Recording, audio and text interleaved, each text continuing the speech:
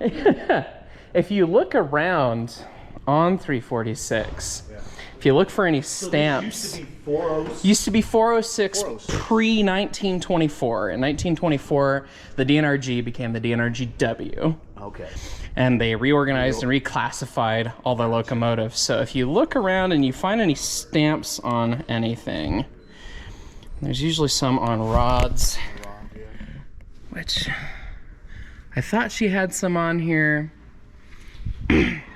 Maybe not. The one that I know that's really obvious is up in the cab on the Johnson bar. Yeah. Although we probably can't see it without climbing up in, which is difficult right now with the lack of tender. But on top of the Johnson bar, all the parts are stamped 406. Almost everything is stamped 406 because she's had almost everything since pre-1924 because she was last majorly rebuilt by the railroad in 1914. So the rods are 1914. The tubes were put in it by Strasburg in 2006, 2007. Where's she stamped 406 that we could show Brian? Throttle, Johnson bar. Throttle bar, yeah. Yeah, we didn't want to climb up in the Johnson Yeah. Are any of the rods stamped? Well, she's got a. Oh, the crossheads are, aren't they? She's got a C16 rod back there, Does if I remember right. Does she really? Part stealing bastards. 263. 263. And that was a C16. C16, yeah. Oh, that's right. That's off a. Oh, yeah, it's off of 318 because that one went kabang. Oh, it's the steam. I think it's the actual steam chest itself. Oh, the steam chest that's is? got. I don't remember. I don't know if Something on her is off of one of the other. Off of one of the other. No, see, that just says FF front. Something on up here is off one of the other ones, and I forget what it is. Parts thieving bastards. You know, this thing is 140 years old, right? I mean, Yeah. it's going to end up with eventually somebody else. Couple swapped I'm parts. trying to remember what it was. There was something up here that had one of the other Class 70s. I wouldn't be surprised. And so you guys got We got some of them cut. some of the tubes cut out. We've been busy. Yeah, no, been busy and 2 other mouths to feed, one being fed presently, and we'll see you again sometime, sweetheart. Yeah, Brian and I were just talking, and 346 used to be 406, used to be named Coombrace when she was brand new back all those years ago, and it'd be neat to see Coombrace on Coombrace again. That would be awesome. So Renumbered. Oh, I know what it was. what? It was the valve itself. Oh, the valve I itself. think it's out of like 402 or something like Yeah. that. Huh. I was like, I know it's something up here, and I can't remember. We do a twofer. Take 20 down and a 406 down, That'd be fun. and run them both. Maybe not double head them, but run them both. Yeah, I think the only time that they double-headed that I know of actually in history was when Tony was pulling this one out of Montezuma Lumber Company.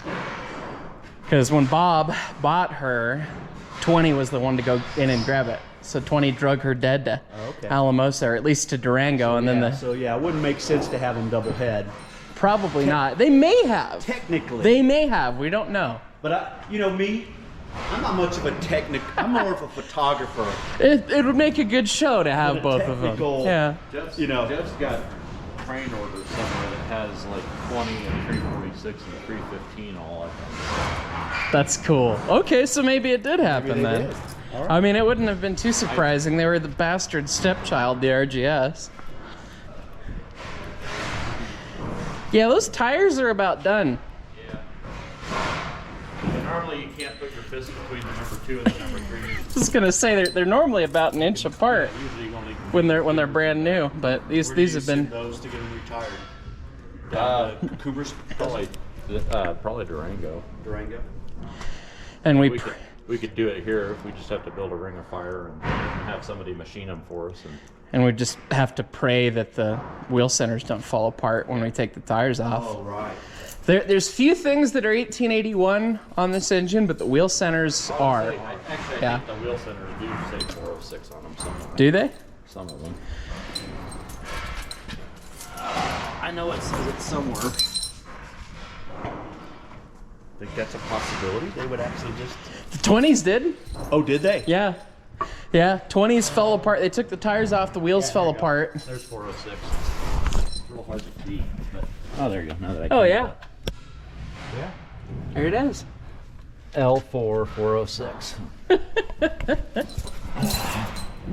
How neat is that? I like that. They felt- Yeah. Yeah. No. Dr. Modinger at Strasbourg got his braze rod out and brazed them back together. I don't know if they actually like fell apart, but they Cracked. severely cracked. Severely cracked and in bits, but Those are obvious. Those are cast, right? So. yeah, cast iron. That's why you- they had to braze them. Okay. Yeah.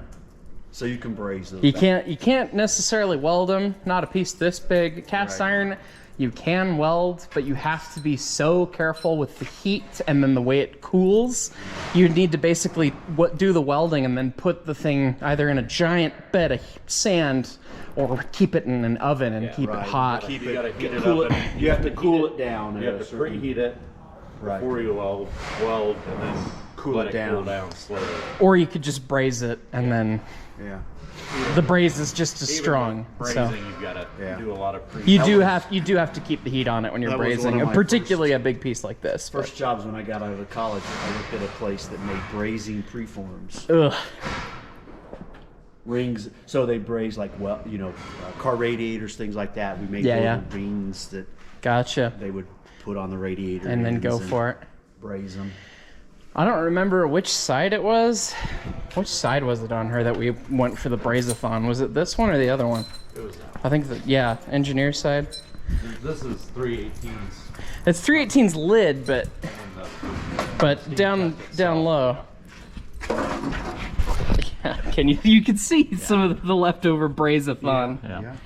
Yeah. So Trying to build it back up. on the underside of these lids, there's a balancing plate that you can adjust height-wise for the wear of the valve. Yeah. And at some point, And you can see how low this chest is because it's almost touching the top of the rod there. yeah, Oh, right. The chest So- has been. at some point, that knowledge of the balancing plate was lost, and someone took the chests and put them in the mill and cut them down like almost 3/4 of an inch. Oops. And so we got to build them back up almost to 3/4 of an inch with braze. So I mean, that was like 4 guys with torches and lots of zinc poisoning. So did you build plates for it and then braze the plates to it, or did you try to just build it up? We just built it up all braze. Yeah, not the smartest way to do it, but that was the way we did it. You wire tied about 5 or 6 filler rods together, and then just yeah. So not the best way to do it in the world, but that's what we did on this side. The other side didn't get touched, I don't think so. Easier just to take a piece of steel. And just build new ones. Yeah. And just build a lift, and Yeah. then braze the lift, Yeah. the shim. Sorry. Exactly. Yeah. Build Braze the the shim and shim. braze the shim to it. Yeah. That would have been way easier, but thoughts. So you can see that the top of this packing gland, I mean, the rod is topped out in it. Right. It's not supposed to be that high, but hey, that's on the list for overhaul. So That's what happens when you get into one of these, right? yeah, You start out and hey, we're just going to do this, and then it turns into, well, it's kind of what happened to the Klein.dot Kate down in Coleman. Yeah. Oh, They- okay. they You tear blew this that- apart. Oh, they blew- Jesus. They blew the cylinder head out, Yeah. right? So Yeah. then they had to get it rebuilt, and then they had to cast a new one. And then when they dug down into it, they're like, oh, Uh-oh. He's screaming fresh pots. It's time. Fresh pots. yeah. Should have wore that shirt. You get into the weeds real easy. And, Well, when I yeah. was down there